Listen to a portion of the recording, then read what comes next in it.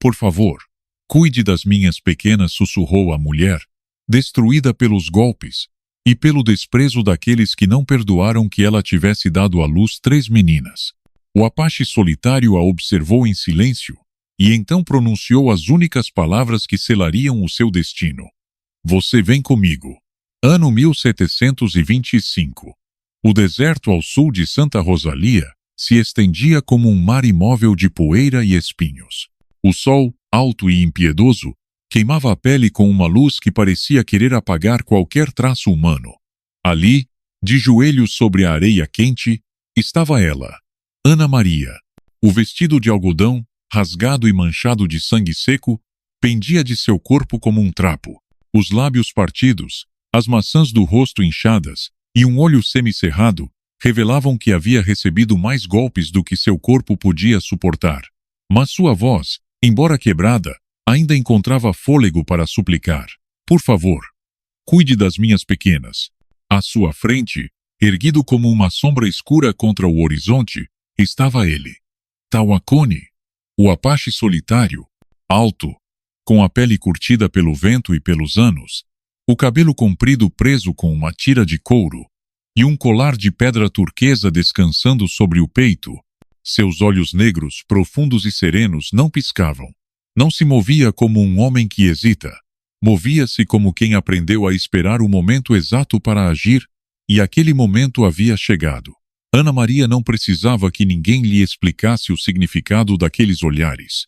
Em sua aldeia, seu crime havia sido trazer ao mundo 3 meninas idênticas, como se a própria vida tivesse decidido zombar da lei não escrita, que valorizava mais os filhos homens. Ela havia sido espancada, cuspida e abandonada à própria sorte, deixada em terra de ninguém, sem água ou sombra, com a certeza de que não veria outra noite. Ele deu um passo em sua direção, e o couro de seus mocassins rangeu sobre a brita. Inclinou-se o suficiente para que o sol ficasse atrás de sua cabeça, ocultando-lhe os olhos, e então, com voz grave e firme, pronunciou as únicas palavras que marcariam o destino de ambos. Você vem comigo. Não foi um convite nem uma promessa. Foi uma ordem carregada de algo que Ana Maria não soube nomear. Podia ser compaixão, podia ser determinação, ou podia ser o início de uma dívida impossível de pagar.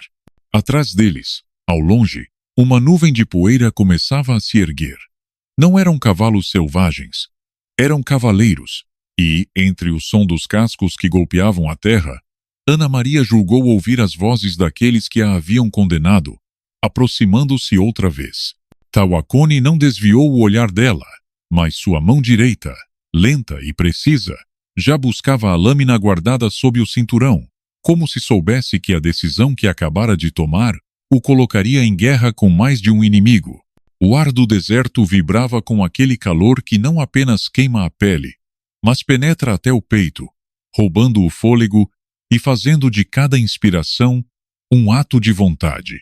Ana Maria sentiu a mão de Tawakoni segurá-la com firmeza, não com violência, mas com a determinação de quem não aceitaria um não como resposta. Às suas costas, o som dos cascos batendo na terra se tornava mais nítido.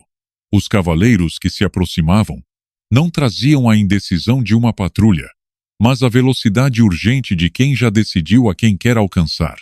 Sem dizer mais uma palavra, ele a ergueu com uma facilidade que não parecia própria de um homem sozinho, como se o peso de seu corpo enfraquecido fosse o de uma criança adormecida, e a colocou sobre o lombo de seu cavalo, um animal grande e escuro, de olhar inquieto e músculos tensos. Num único movimento, Tawakoni montou atrás dela, envolvendo-a com o braço esquerdo para segurá-la, enquanto com o direito puxava as rédeas e dava uma ordem breve em sua língua nativa. O cavalo, como se tivesse esperado por aquele momento, partiu em disparada, levantando uma nuvem de poeira que envolveu ambos. O vento golpeava o rosto de Ana Maria, arrancando-lhe lágrimas que se misturavam ao gosto salgado do sangue seco em seus lábios. Tentou falar, perguntar para onde iam, quem ele era e por que a ajudava, mas cada vez que abria a boca, o ar ardente cortava as palavras em sua garganta. Tawakoni não a olhava. Sua atenção estava fixa no horizonte, calculando rotas invisíveis, como se conhecesse cada pedra e cada sombra daquele mar infinito de areia e arbustos espinhosos. Atrás deles, os cavaleiros não cediam. O som de seus gritos se misturava ao dos cascos, e embora estivessem distantes, a voz de quem liderava a perseguição era inconfundível.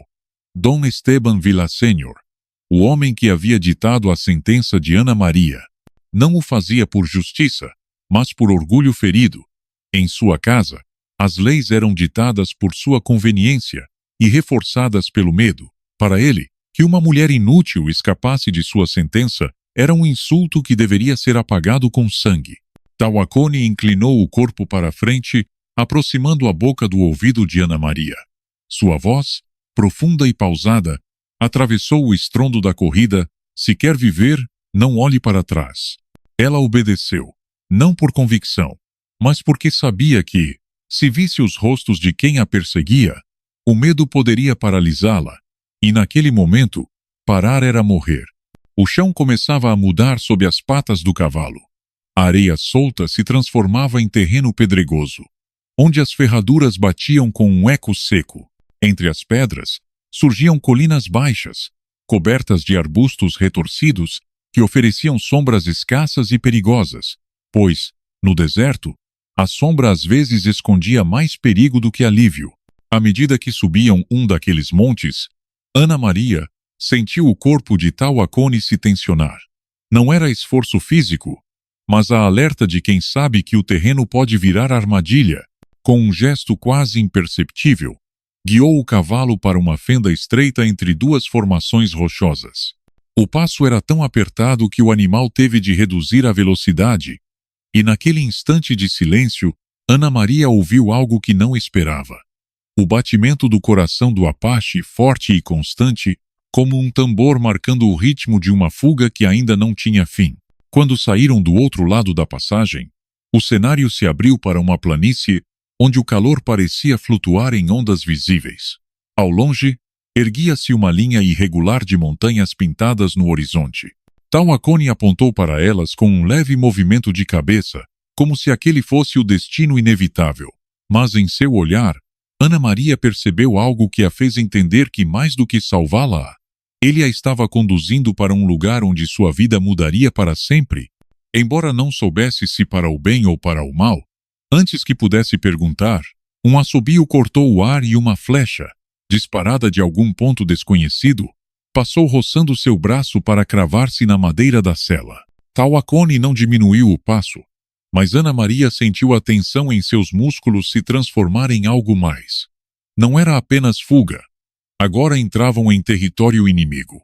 O cavalo mantinha o ritmo, embora o terreno começasse a mostrar cicatrizes profundas abertas por chuvas passadas e raízes que se erguiam como mãos secas tentando agarrá-los.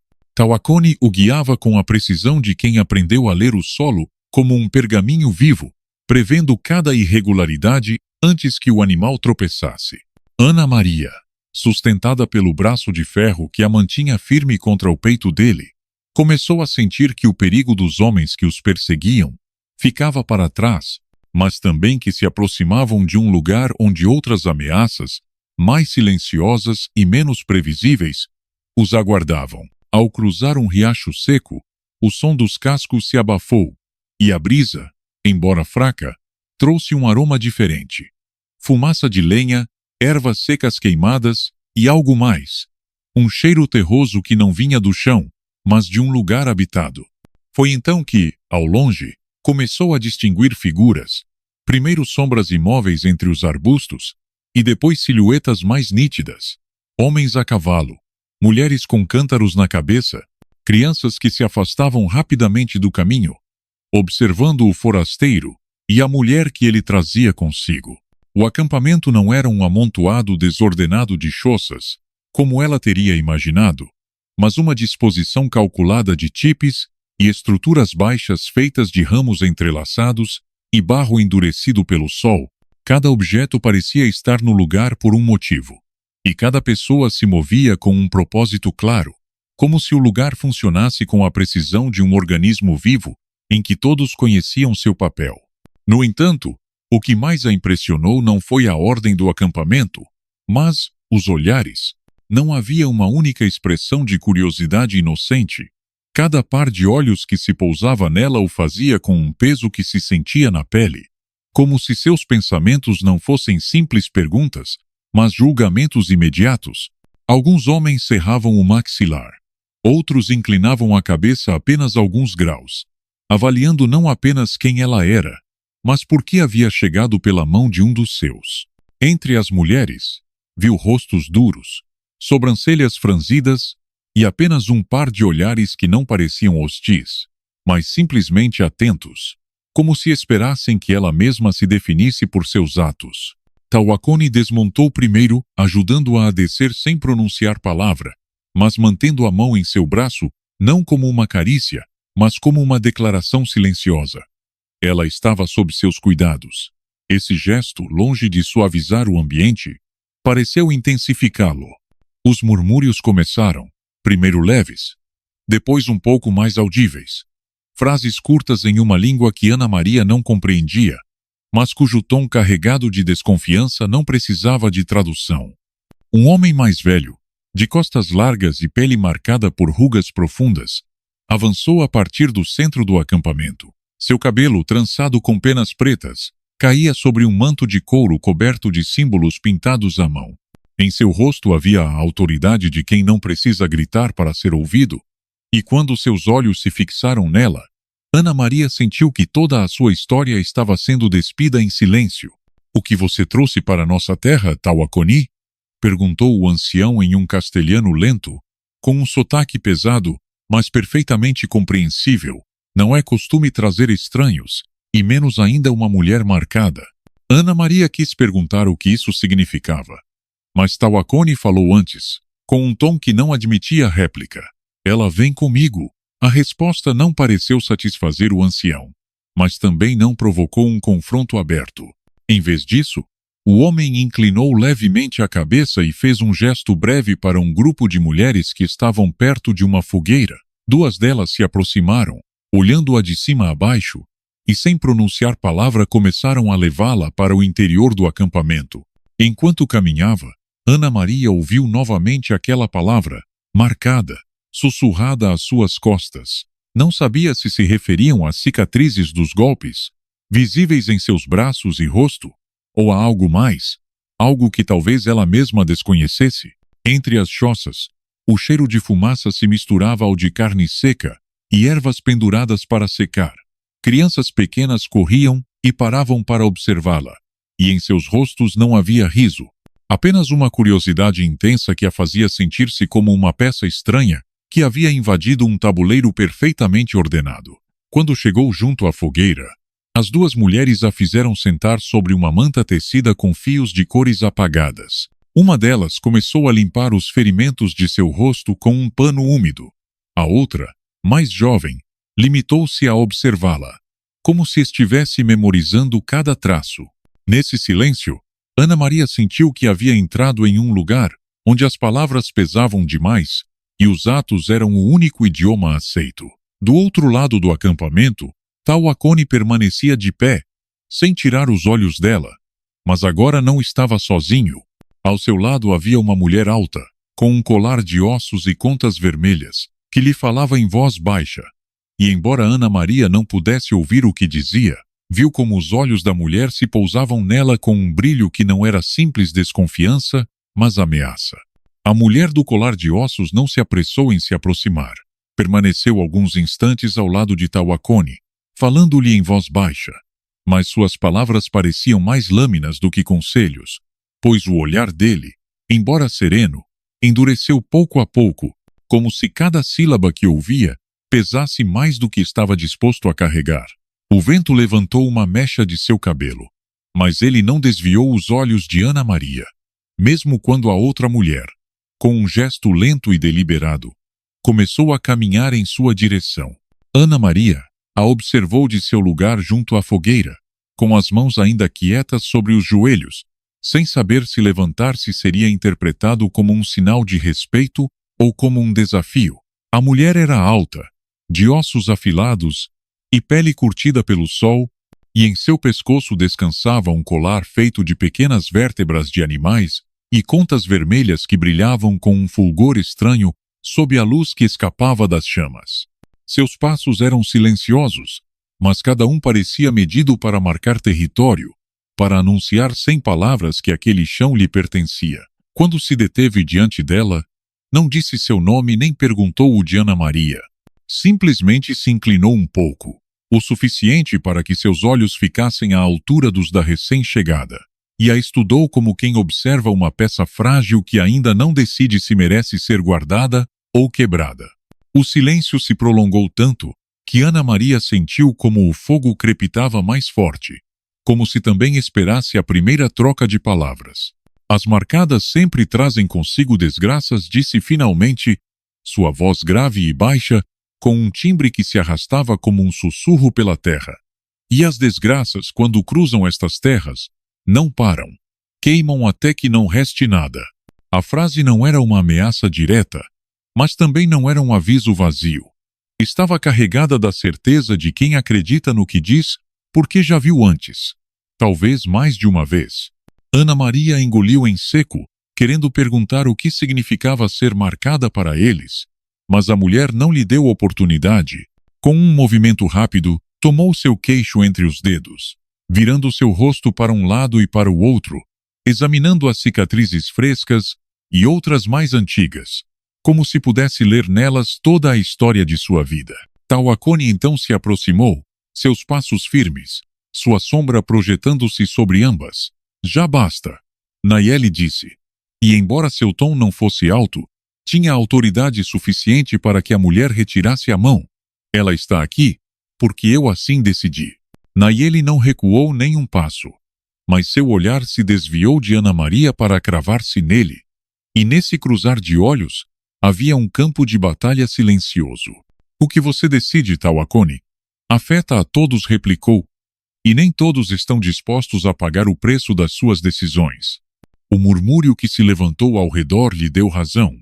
Vários homens e mulheres observavam a cena com interesse, como se esperassem que aquela conversa se transformasse em algo mais, em um confronto que definisse a posição de cada um no acampamento. Ana Maria sentiu que os olhares se cravavam nela com mais força, como se não fosse uma pessoa, mas um peso que todos estavam avaliando antes de decidir se valia a pena carregá-lo ou abandoná-lo. Tawakoni, no entanto, não cedeu. O preço não será você quem pagará, disse com voz mais baixa, mas mais firme. E se chegar o momento de pagar, serei eu quem o fará.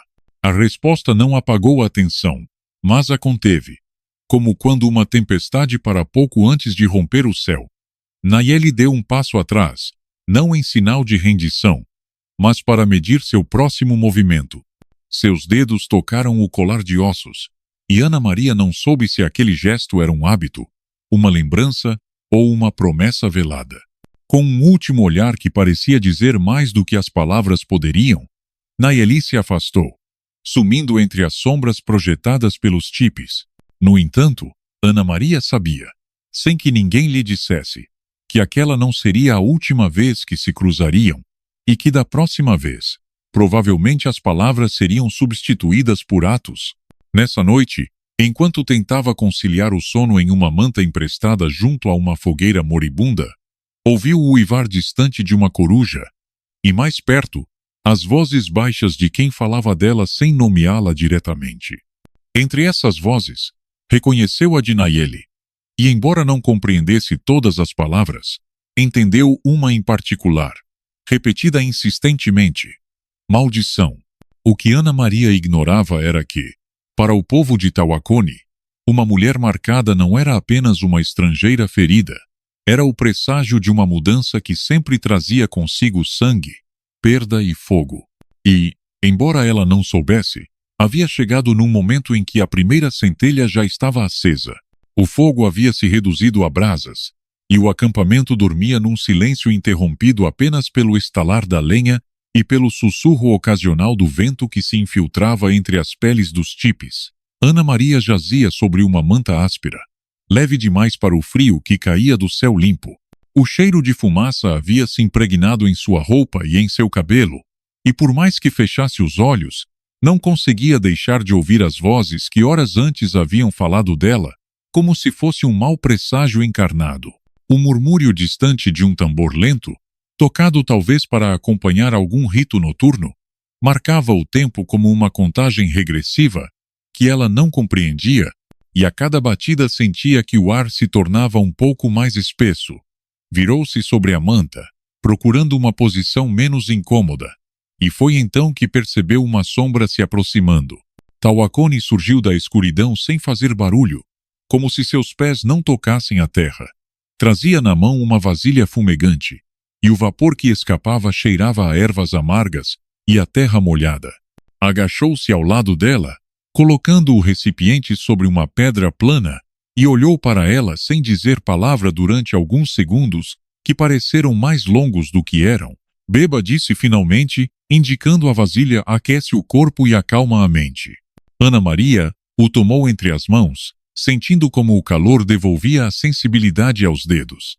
Provou um gole, e o sabor lhe pareceu forte, com um retrogosto de casca e de algo que não conseguiu identificar. Tawakoni não tirava os olhos dela, mas não de forma invasiva, e sim como quem vigia para ver se um remédio faz efeito. Por que me trouxe aqui? Perguntou, sua voz baixa, como se temesse que alguém mais ouvisse. Tawakoni acomodou-se sobre os calcanhares, as mãos descansando sobre os joelhos. O reflexo da fogueira moribunda desenhava sombras duras em seu rosto, acentuando os sulcos que não eram de idade, mas de experiências. Porque vi algo que eles não veem, respondeu. Vi uma mulher quebrada, mas não vencida. Ana Maria desviou o olhar para as brasas, sem saber se acreditava nele. As palavras eram calorosas, mas ela ainda trazia na pele o eco dos olhares que a haviam condenado antes de pronunciar um julgamento. Eles acham que sou uma maldição, murmurou. Eles acreditam no que os mantém seguros, disse ele. E em sua voz não havia julgamento, apenas constatação. Veze. E às vezes, para estarem seguros, precisam de um inimigo para culpar. Houve um silêncio prolongado. O tambor continuava soando ao longe, e a cada batida Ana Maria sentia que algo se aproximava. Algo que não sabia se deveria temer ou aceitar. E você? Perguntou. Não teme que eu seja esse inimigo? Tawakoni a olhou com uma intensidade que fez com que ela deixasse de sentir o frio por um instante. Eu já conheci uma marcada, disse Tele. E ela não me trouxe desgraça. Salvou minha vida. As palavras ficaram suspensas entre eles, carregadas de um peso que pedia explicação. Ana Maria abriu a boca para perguntar. Mas, nesse momento, um uivo distante rompeu o silêncio, e vários cães do acampamento começaram a latir, inquietos. Tawakoni girou-se para a escuridão, como se pudesse ver além da negrura, e suas feições se tensionaram. Fique aqui, ordenou, levantando-se com um movimento rápido. Ana Maria o viu afastar-se em direção ao perímetro do acampamento, sua silhueta recortada contra o brilho tênue das fogueiras. O uivo voltou a soar, mais perto, e um arrepio percorreu-lhe a espinha. Algo lhe dizia que aquela noite, mesmo que terminasse sem sangue, deixaria marcas invisíveis que demorariam a desaparecer. O vento havia mudado. Já não soprava com a calma da tarde, nem com o calor suave que às vezes vinha do sul. Agora descia em rajadas frias, que se infiltravam entre as lonas e agitavam os cabelos como se fossem fios desordenados. O acampamento, que até alguns minutos antes dormia, começou a se mover em murmúrios e passos rápidos, e as figuras dos guerreiros mais jovens surgiram, saindo de seus tipes com arcos preparados e lanças em punho, como se todos tivessem ouvido o mesmo aviso invisível. Ana Maria permanecia sentada sobre a manta, com os joelhos abraçados contra o peito, e seus olhos buscavam, sem sucesso, a silhueta de Tawakoni na penumbra que cercava o círculo de fogueiras. O uivo que antes soara distante repetiu-se, mais baixo e com um timbre estranho, como se fosse uma mistura de lamento e ameaça. Entre os murmúrios que passavam de tipe em tipe, conseguiu ouvir a palavra Nalé, cujo significado desconhecia, mas que, repetida em diferentes tons, parecia acender preocupação e raiva em igual medida. Tawakoni voltou a aparecer, mas já não tinha o porte sereno de antes.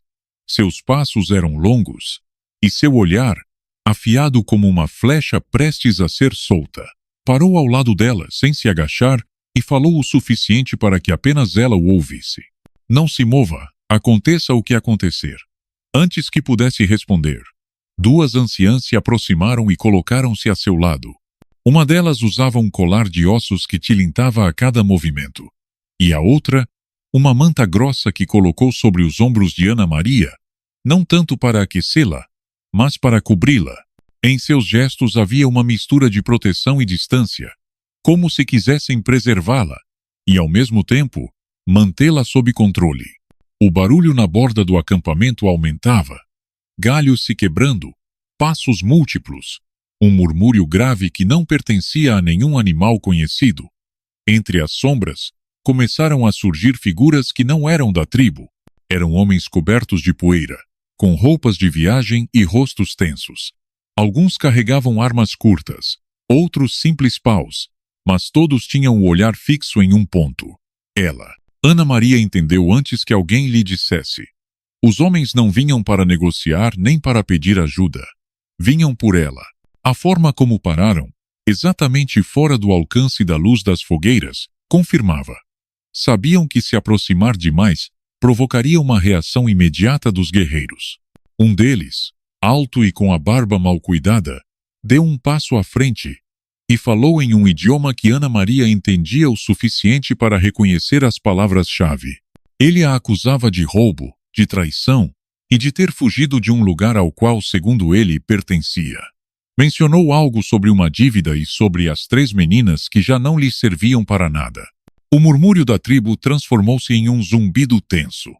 Alguns guerreiros trocaram olhares rápidos, outros apertaram as lanças. O nome de Tawakoni soou várias vezes naquele coro contido, como se o estivessem chamando a decidir. Tawakoni avançou em direção à linha de intrusos, com o rosto inexpressivo e as mãos visíveis, mas a tensão em seus ombros denunciava que estava preparado para agir a qualquer instante. A distância entre ele e o homem barbudo diminuiu até ficarem a poucos passos. A conversa que se seguiu foi breve, mas cada frase era como um golpe seco. Os intrusos exigiam a entrega de Ana Maria antes do amanhecer, ou do contrário, voltariam com mais homens. Tawakoni não respondeu com promessas nem ameaças, apenas disse 3 palavras que, embora ela não tenha entendido, fizeram com que os homens recuassem com uma mistura de frustração e cautela. Quando a figura do barbudo se perdeu na escuridão, Tawakoni voltou lentamente ao círculo de fogueiras. Não parou ao lado dela, mas inclinou-se para um dos anciãos e falou em voz baixa. O ancião assentiu, e de imediato 2 guerreiros se afastaram do grupo para ocupar posições mais próximas ao tipe onde ela dormiria. Ana Maria sentiu que o ar voltava a entrar em seus pulmões, mas não com alívio, e sim com uma sensação de peso, como se cada respiração fosse mais densa que a anterior. O acampamento, embora em calma aparente, estava agora dividido. Os que a olhavam com desconfiança, perguntando-se se as acusações eram verdadeiras, e os que, por lealdade a Tawakoni, decidiam esperar antes de julgá-la. Ele finalmente se aproximou e ajoelhou-se diante dela, deixando que a luz das brasas revelasse o suor em sua testa e o brilho de aço em seus olhos. Amanhã decidirão se você fica, disse, mas nem todos querem que a decisão seja justa. As palavras eram um aviso, mas também uma confissão. O perigo não havia passado, apenas mudado de forma. A noite no acampamento não era uma simples ausência de luz. Era um manto espesso que parecia absorver até mesmo os sons, deixando no ar uma calma irreal, interrompida apenas pelo crepitar das brasas e pelo assobio distante de algum inseto que ousava cruzar a fronteira invisível que cercava as tendas. No entanto, sob essa superfície serena, havia um pulso oculto, um movimento quase imperceptível, que se revelava em olhares longos demais, em passos que paravam quando achavam que ninguém ouvia, em cochichos cortados pela metade quando um terceiro se aproximava. Ana Maria, coberta pela manta que lhe haviam dado horas antes, permanecia sentada na penumbra interior de um tipe maior que os outros, com as costas apoiadas no poste central e os olhos fixos na pequena abertura que deixava passar a luz da fogueira exterior. Dali, podia ver as silhuetas recortadas contra o fogo, figuras altas e delgadas que se moviam com uma elegância felina, homens de rosto sério e mulheres que caminhavam com passos suaves, porém firmes, carregando tigelas, peles ou feixes de ervas. Tudo parecia normal, mas em cada gesto havia um tom de preparação, como se cada um deles estivesse pronto para se levantar e agir ao menor sinal de perigo. O ar no interior cheirava a fumaça velha, a couro e a terra úmida, uma mistura que, longe de ser desagradável, transmitia a sensação de estar em um lugar que havia resistido a gerações de invernos e de batalhas.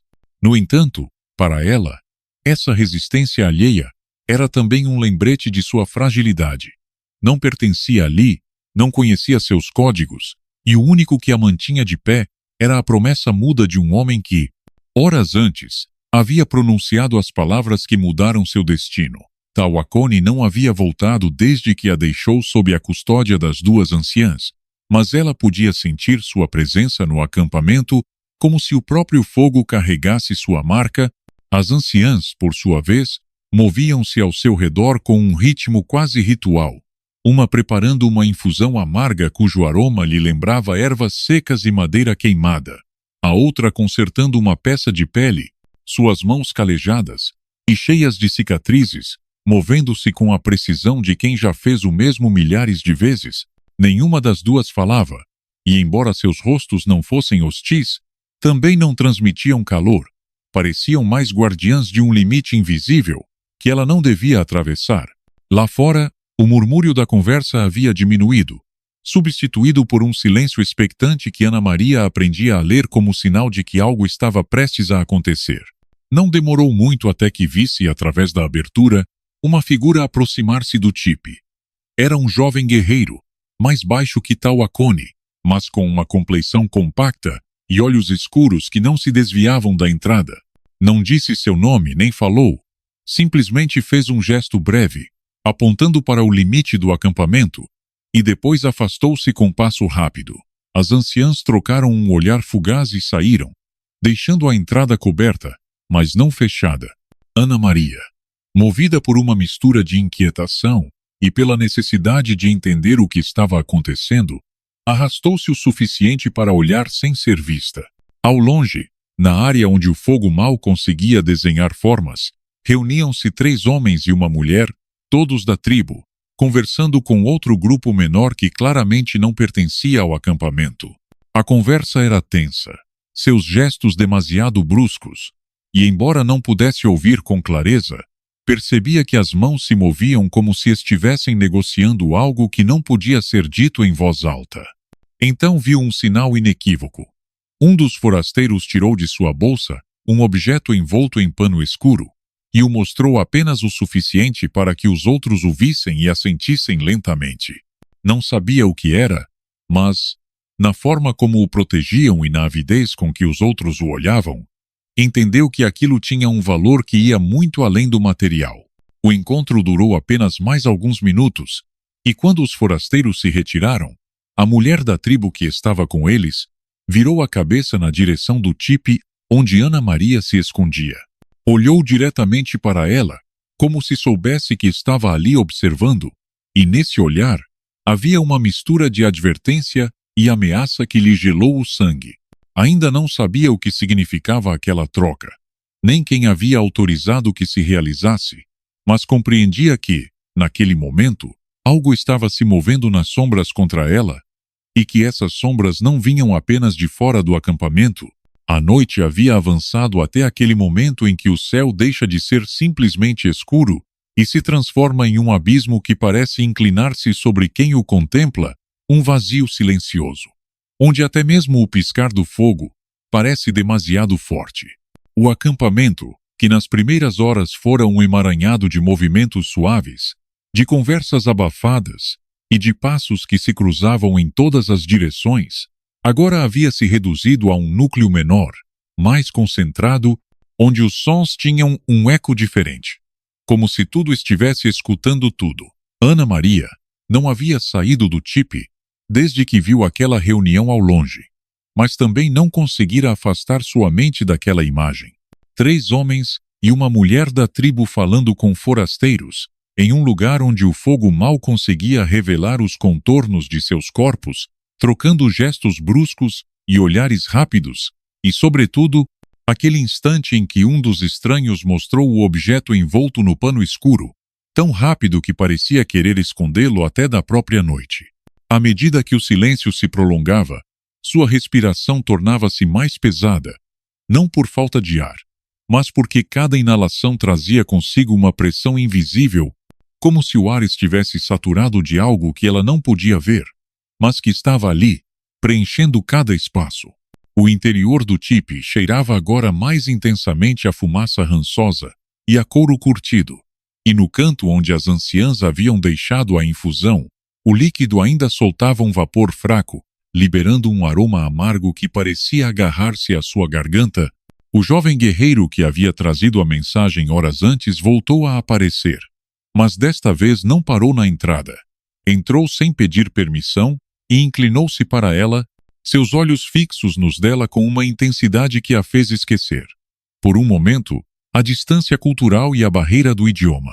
Não falou de imediato, e quando o fez, foi numa mistura de palavras de sua língua e algumas em castelhano, suficientes para que ela compreendesse o essencial. Tawakoni quer ver você. Agora. Não diga nada, não olhe para ninguém. As anciãs não protestaram, mas uma delas, a que costurava peles, roçou-lhe o braço com os dedos ao passar, um gesto que não parecia casual e que carregava em si mesmo uma mensagem silenciosa. Cuidado!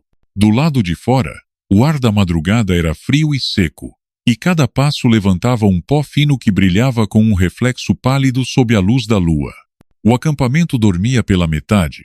Alguns guerreiros mantinham a vigilância nas bordas, e em certos pontos, as fogueiras ardiam como olhos cansados, vigilantes, mas sem força para queimar com intensidade.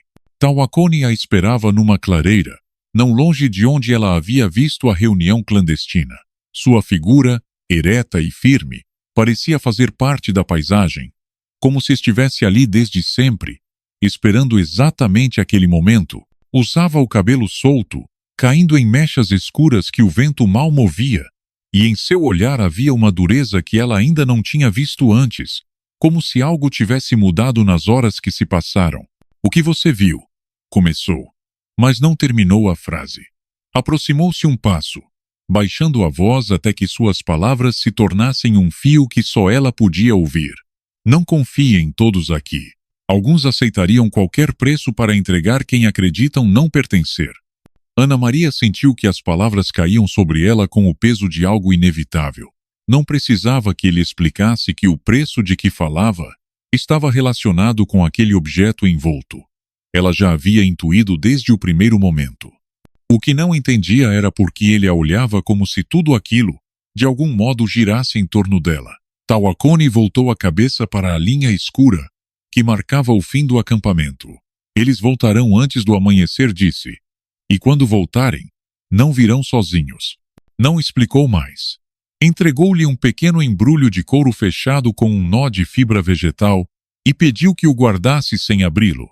A textura do couro era áspera, quase pegajosa, e, ao segurá-lo, sentiu que dentro havia algo sólido, mas pequeno, algo que não se movia, mas que parecia irradiar um calor estranho, como se mantivesse a temperatura das mãos que o haviam segurado antes.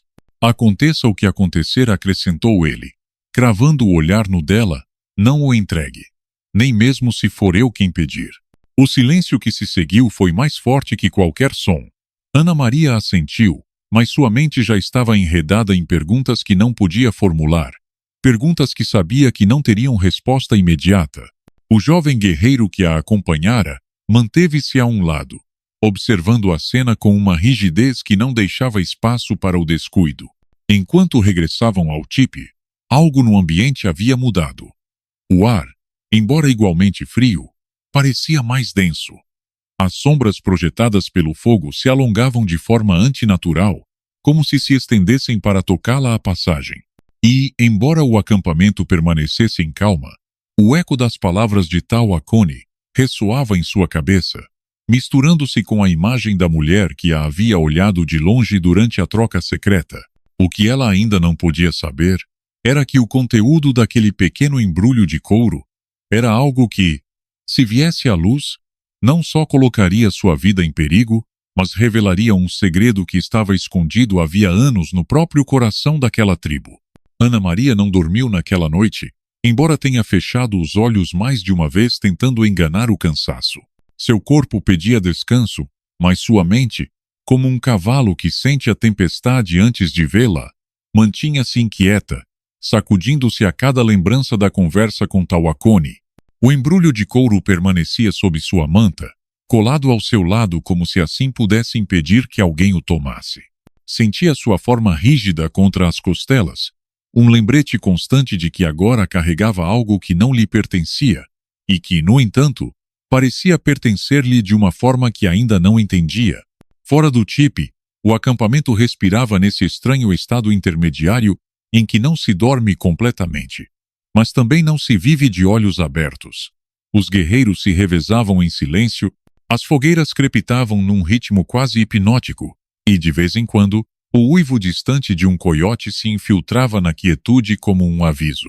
O ar cheirava a fumaça, a poeira antiga e a couro curtido, mas havia também um aroma mais sutil, quase imperceptível, que lhe lembrou por um instante as flores secas que sua mãe guardava numa caixa de madeira quando ela era criança.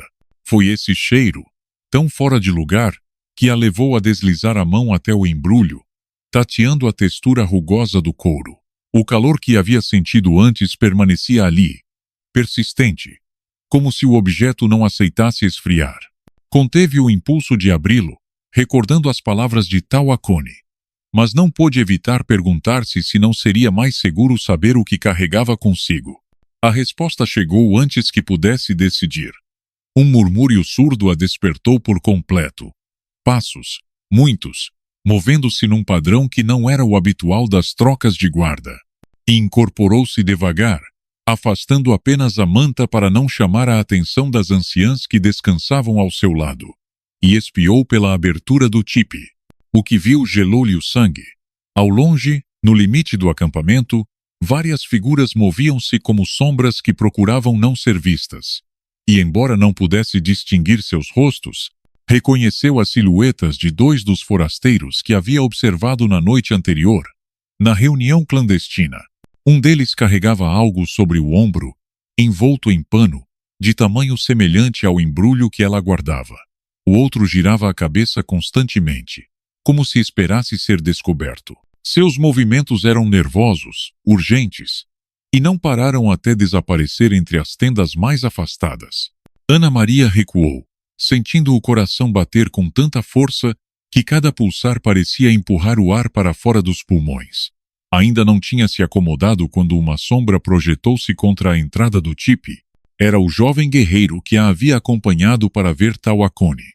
Seus olhos brilhavam com uma determinação que não deixava espaço para perguntas. Venha, disse, movendo apenas os lábios. Não há tempo. Ela não hesitou. Pegou o embrulho, escondeu-o sob a roupa e o seguiu, avançando entre as tendas com passos calculados para não despertar suspeitas. O chão estava frio sob seus pés, e cada estalo da terra seca lhe parecia um ruído capaz de denunciá-la. À medida que se afastavam do centro do acampamento, o murmúrio de vozes tornava-se mais nítido, e logo distinguiu palavras que, embora ditas na língua apache, não precisavam de tradução para transmitir seu sentido. Havia acusações, promessas de vingança, e um nome que se repetia com força, o de Tawakoni. Eles pararam junto a um pequeno curral improvisado onde descansavam 2 cavalos. O jovem indicou que ela esperasse e avançou alguns passos, falando em voz baixa com um ancião que segurava uma lança curta. Ana Maria não conseguiu ouvir o que diziam, mas percebeu como o ancião a observava de cima a baixo, não com desprezo, mas com uma espécie de reconhecimento, como se em seu rosto visse algo que lhe fosse dolorosamente familiar. Foi então que o ancião se aproximou e, sem pedir permissão, tomou seu pulso esquerdo. Seus dedos ásperos e firmes pousaram exatamente onde a pele era mais fina, e afastando com cuidado o tecido da manga, revelou uma pequena marca de nascença, uma meia-lua pálida, tão sutil que mal se percebia.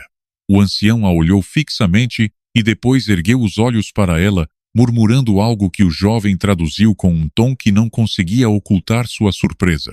Ele diz que essa marca pertence a uma linhagem de sangue que acreditávamos extinta. Ana Maria sentiu que o peso do embrulho em seu peito se multiplicava. O ancião fez um gesto para que ela o mostrasse, mas ela lembrou do aviso de Tawakoni e negou com a cabeça. O ancião não insistiu. Em vez disso, inclinou a cabeça com uma lentidão reverente, como se tivesse entendido que não era o momento de forçar o que deveria revelar-se por si mesmo. Se for o que eu penso, sussurrou o jovem enquanto se afastavam, não é apenas um objeto, é uma chave, e não abre portas de madeira. O vento soprou então com uma força repentina, levantando uma nuvem de poeira que os cobriu por completo. E nesse instante, Ana Maria soube que o que carregava consigo estava ligado a algo muito mais antigo e perigoso do que qualquer disputa entre homens. O jovem a conduziu por um caminho estreito que se abria entre os arbustos secos e as rochas desgastadas por séculos de vento. Um percurso que não parecia fazer parte das rotas habituais do acampamento. O céu, ainda salpicado das últimas estrelas, começava a tingir-se de um cinza azulado que anunciava o amanhecer, e nessa penumbra incerta, cada pedra e cada sombra ganhavam formas que podiam ser tanto guardiões quanto ameaças. Ana Maria não tirava as mãos do embrulho, que mantinha junto ao peito como se um simples descuido pudesse fazê-lo desaparecer. A cada passo, o silêncio do jovem parecia mais deliberado, como se soubesse que as palavras que deviam ser ditas não eram para aquele lugar nem para aquele momento. No entanto, sua respiração acelerada e a tensão nos ombros falavam por ele. Estavam sendo perseguidos, ou pelo menos vigiados, e qualquer som poderia ser um convite para serem encontrados. Ana Maria, embora não pudesse ver ninguém atrás deles, sentia aquela presença invisível, que só se percebe quando o perigo é real, e próximo àquele frio na nuca que obriga a olhar para trás, mesmo sabendo que não se verá nada. Finalmente, chegaram a uma clareira protegida por 3 grandes rochas dispostas em forma de ferradura. Lá, aguardava Tawakoni, sentado sobre uma pele estendida no chão, com o tronco inclinado para a frente, e as mãos apoiadas nos joelhos, como um homem que sabe que o momento pelo qual esperou durante anos finalmente chegou. Seus olhos escuros e profundos cravaram-se no volume que Ana Maria segurava, e um leve aceno foi suficiente para que ela soubesse que tinha feito bem em seguir seus passos sem perguntar. Sente-se, disse, indicando um espaço à sua frente. A voz não tinha urgência, mas tinha um peso que obrigava a obedecer. Ela se acomodou sobre a pele, cuidando para que o embrulho não tocasse o chão. Tawakoni estendeu as mãos, mas não para arrancá-lo, e sim para colocá-las sobre as dela, envolvendo com seus dedos duros e calejados os nós tensos de Ana Maria. Isto não é um presente nem uma encomenda, começou tudo provento. É uma dívida que viajou por gerações buscando a quem ser entregue. A frase ressoou em sua cabeça com um eco estranho, como se, em vez de ouvi-la, ela a tivesse recordado. Quis perguntar o que significava, mas Tawakoni prosseguiu. O que você carrega aí não abre uma porta feita por mãos humanas. Não se guarda numa casa, nem se esconde sob a terra. Isto abre um caminho. Um que conecta o seu sangue com um juramento feito muito antes de seus avós nascerem. Ana Maria sentiu que o ar ficava mais denso ao seu redor, como se as palavras tivessem mudado o peso do mundo. Sem desviar o olhar de Tawakoni, afrouxou lentamente o nó do couro. O som do laço deslizando era tão claro que parecia amplificado pelo silêncio do amanhecer. Quando finalmente retirou a cobertura, viu um pequeno cofre de madeira escura, tão lisa que parecia polida por séculos de mãos cuidadosas. Não tinha fechadura visível, mas na tampa estava gravada uma meia-lua idêntica à marca de nascença em seu pulso. O jovem guerreiro, que até então se mantivera ao lado, deixou escapar uma exclamação quase inaudível. como se a imagem confirmasse algo que até então fora apenas uma suspeita. Só o sangue marcado pode abri-lo, disse Tawakoni.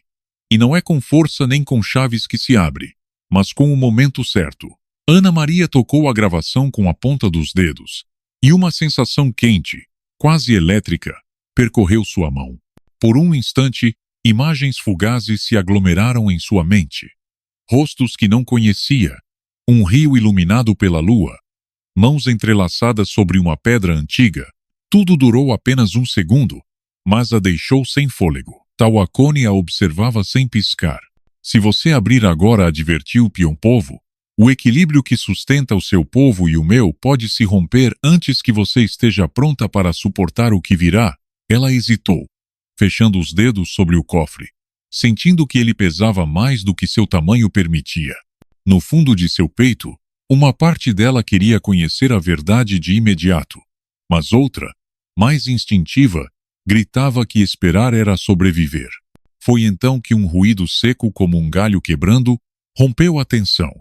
3 figuras surgiram entre as sombras dos arbustos. Suas roupas não eram dos apaches nem dos colonos conhecidos.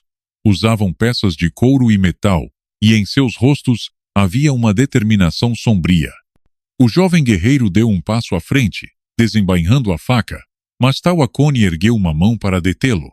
Eles também o têm procurado, disse, sem tirar os olhos de Ana Maria. Fosse se o tiverem, não haverá lugar seguro em toda a terra para quem o entregar. O primeiro dos intrusos avançou, com um sorriso que não tocava os olhos. Entregue, mulher, ou não viverá para se arrepender. O amanhecer, que já despontava por trás das rochas, banhou o cofre com uma luz dourada, como se o próprio dia se recusasse a começar sem saber em mãos de quem ficaria aquele segredo. O silêncio entre as rochas tornou-se tão espesso que Ana Maria sentiu que qualquer palavra, até mesmo um suspiro, seria suficiente para desencadear uma violência que ninguém poderia conter. Os 3 homens que haviam surgido de entre os arbustos aproximavam-se com a segurança de quem já se sente dono daquilo que ainda não tocou, e em seus olhares brilhava aquela mistura de ganância e crueldade que torna um inimigo mais perigoso do que qualquer arma. O jovem guerreiro, tenso como uma corda prestes a arrebentar, mantinha a faca baixa e firme, calculando distâncias e respirações, esperando o instante em que o primeiro atacante cometesse um erro. Tawakoni, por sua vez, permanecia imóvel, com as costas eretas e as mãos apoiadas nos joelhos, como se sua simples presença fosse suficiente para conter o ímpeto dos intrusos. Ana Maria apertou o cofre contra o peito, sentindo que o calor da madeira se misturava ao seu.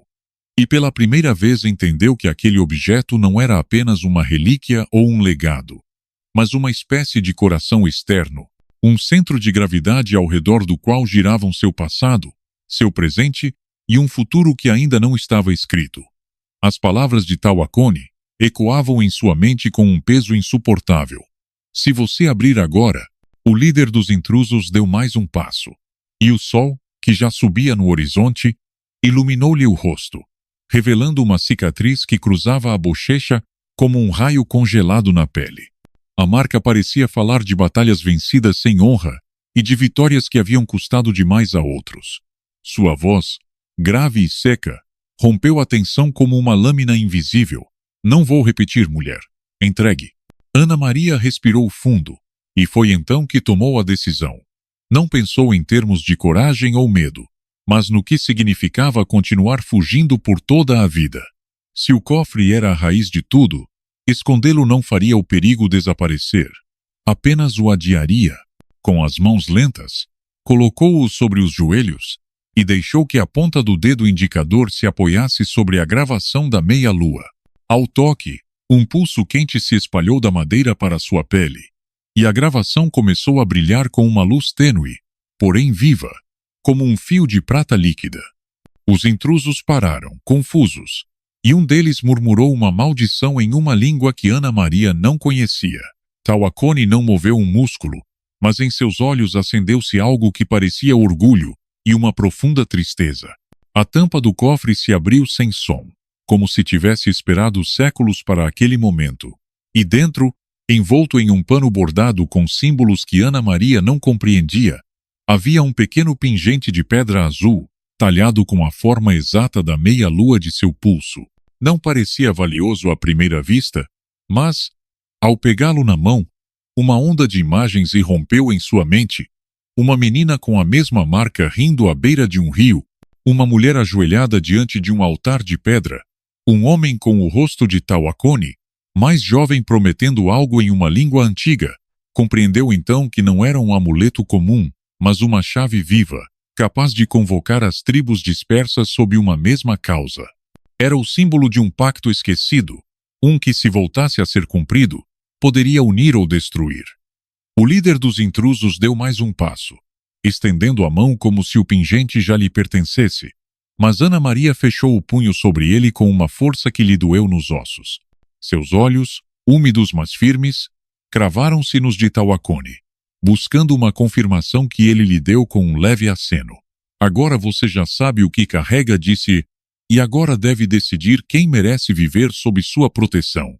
O primeiro intruso tentou arrancar-lhe o pingente, mas o jovem guerreiro interpôs-se, e num movimento rápido e preciso, o desarmou, obrigando-o a recuar. Os outros dois hesitaram e, nessa fração de segundo, o sol alcançou o topo das rochas, banhando Ana Maria, e o amuleto, com uma luz tão intensa que as sombras pareceram recuar. Ela ergueu o pingente acima da cabeça, e uma voz que não parecia sua, mas de todas as mulheres que a haviam precedido, saiu de sua garganta, pronunciando palavras em uma língua que não se lembrava de ter aprendido. Os intrusos empalideceram, recuando até desaparecer entre a vegetação, como se aquilo que tinham visto lhes tivesse lembrado um medo mais antigo que sua cobiça. Tawakoni levantou-se, atravessou a clareira e colocou a mão sobre o ombro de Ana Maria. Hoje você reivindicou o seu destino, disse. Você já não é apenas a mulher que pedia que cuidassem de suas pequenas agora. É aquela que as conduzirá a um lugar onde ninguém poderá tocar. Las. Ana Maria olhou para o horizonte aberto, sentindo que, pela primeira vez, o peso que carregava não era apenas um fardo, mas também uma bússola. As três meninas, que aguardavam ao pé das rochas, correram até ela, abraçando-a pela cintura. E, enquanto o sol se erguia, compreendeu que aquelas palavras que ele lhe dissera dias atrás, "Você vem comigo", não eram uma ordem, mas uma promessa. Naquele dia, sob um céu vermelho como o início de uma nova era, Ana Maria deixou de ser vítima e tornou-se guardiã. E o deserto, testemunha silenciosa, guardou seu juramento no eco de cada pedra, para que nunca fosse esquecido que uma mulher golpeada, desprezada e expulsa por dar vida havia encontrado, em um Apache solitário, não apenas proteção, mas o caminho para devolver a dignidade e o futuro ao seu sangue. Sob aquele amanhecer vermelho, Ana Maria abraçou suas filhas, sentindo que já não fugia, mas avançava. E enquanto Tawakoni caminhava ao seu lado, soube que "Você vem comigo" não tinha sido um resgate, mas o início de sua liberdade. Se esta história deixou uma marca na sua alma, deixe-nos um gostei. Escreva nos comentários a palavra amor, para que saibamos que você chegou até o fim. Compartilhe esta jornada com alguém que acredita em segundas oportunidades e inscreva-se no canal para mais histórias que curam, inspiram e transformam.